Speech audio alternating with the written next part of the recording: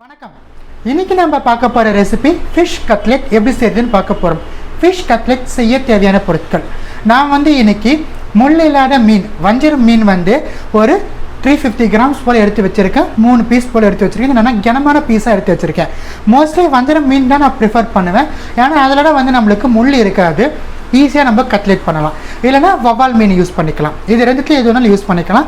So 350 grams of வஞ்சரம் மீனுக்கு பார்த்தீங்கன்னா மீடியம் சைஸ் 2 பொட்டேட்டோ எடுத்து பாயில் பண்ணி பீல் பண்ணி எடுத்து வச்சுருக்கேன்.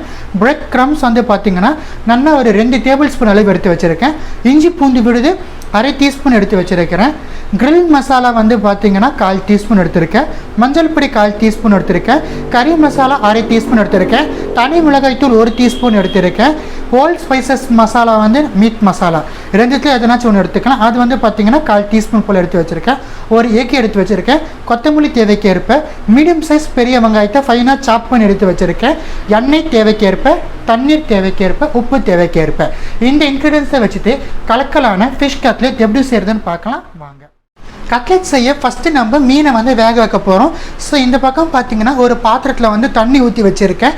தண்ணி நம்மளுக்கு சூடு ஏறிடுச்சு. இந்த தண்ணியில் நம்ம எடுத்து வச்ச மீன் துண்டுகளை ஆட் பண்ணலாம் 1 by 1. ஸோ நல்லா கனமான பீஸாக போட்டுக்காங்க. நல்லா சதம் மாரி இருக்கணும். நம்மளுக்கு ரொம்ப நம்மளுக்கு ஃப்ளஷ் அதிகமாக இருக்கணும். அப்போ தான் கட்லெட்டுக்கு நல்லா இருக்கும். அதுபோல் மீன் எதுவாக இருந்தாலும் நீங்கள் எடுத்துக்கலாம். ஸோ ஃபிஷ் ஆட் பண்ணியாச்சு.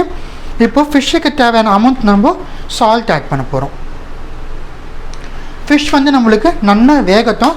ஃபிஷ் நல்லா வெந்த பிறகு நம்ம மற்ற ப்ராசஸை பார்க்கலாம். ஃபிஷ் வேகிறதுக்கு நம்மளுக்கு மேக்ஸிமம் 3 மினிட்ஸ் தான் எடுக்கும் நம்மளுக்கு. ஸோ நான் இன்றைக்கி ஒரு 4 மினிட்ஸ் போல் வேக வச்சு எடுக்க போகிறேன், கொஞ்சம் நல்லா வெந்து வரத்துக்காக.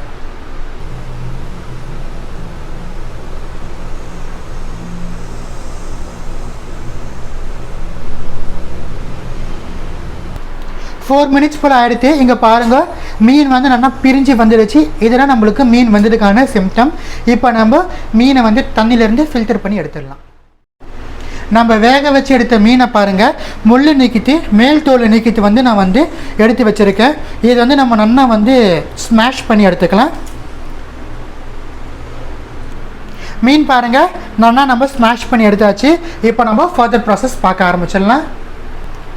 சேம் பாத்திரத்தில் பாருங்கள் நல்லா வாஷ் பண்ணி கொஞ்சமாக எண்ணெய் ஊற்றி வச்சுருக்கேன். நான் இன்றைக்கி கிரவுண்ட் ஆயில் யூஸ் பண்ணியிருக்கேன். ஏன்னா கிரவுண்ட் ஆயில் நல்ல ஒரு ஃப்ளேவர் கொடுக்கும். உங்களுக்கு வேணால் நீங்கள் ரீஃபண்ட் ஆயில் இல்லைனா வேறு ஏதாச்சும் எண்ணெய் கூட யூஸ் பண்ணிக்கலாம். கோகோனட் ஆயில் கூட யூஸ் பண்ணிக்கலாம். எக்ஸப்ட் நல்லெண்ணெய், ஏன்னா நல்லெண்ணெய் ஃப்ளேவருக்கு எடுத்துரும். இப்போ நம்ம இதில் கட் பண்ணி எடுத்து வச்சுக்கிற பொடி வெங்காயத்தை சேர்த்துக்கலாம். ஆனியன் பாருங்கள் நல்லா ப்ரௌனிஷ் ஆகிடுச்சு. கோல்டன் ப்ரௌன் ஆகணுங்கிறது மஸ்ட்டு கிடையாது. இப்போ நம்ம உதுத்தி வச்சுருக்கிற மீன் ஆட் பண்ணிடலாம்.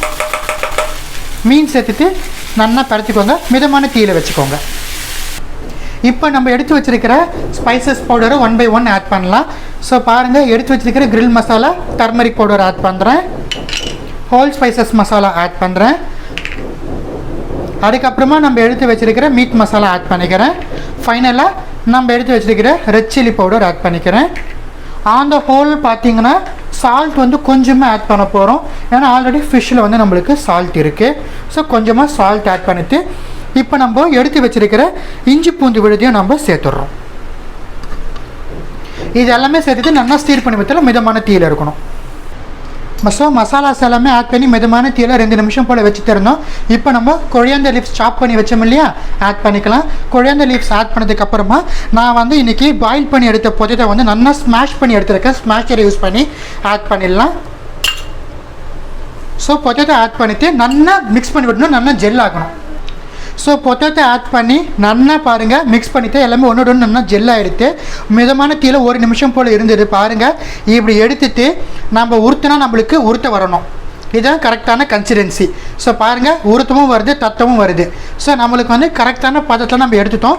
ஸோ 350 கிராம் மீனுக்கு 2 மீடியம் சைஸ் பொட்டேட்டோ கரெக்டாக எக்ஸாக்டாக நம்ம சொல்லணும்னா 175 கிராம் போல் பொட்டேட்டோ வேக வச்சு நம்ம ஸ்மாஷ் பண்ணி போட்டோம்னா கரெக்டான பதத்தில் வருது. இப்போ நான் அடுப்பை அணைச்சிடுறேன்.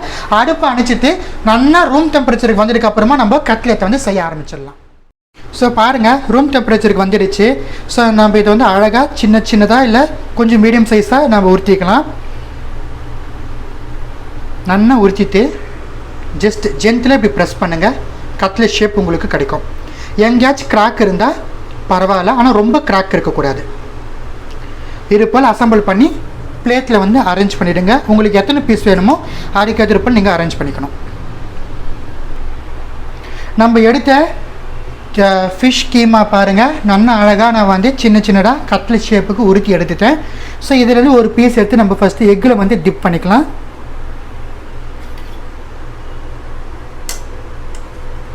எக்கில் டிப் பண்ணிவிட்டு பிரெட் க்ரம்ஸில் ஆட் பண்ணணும்.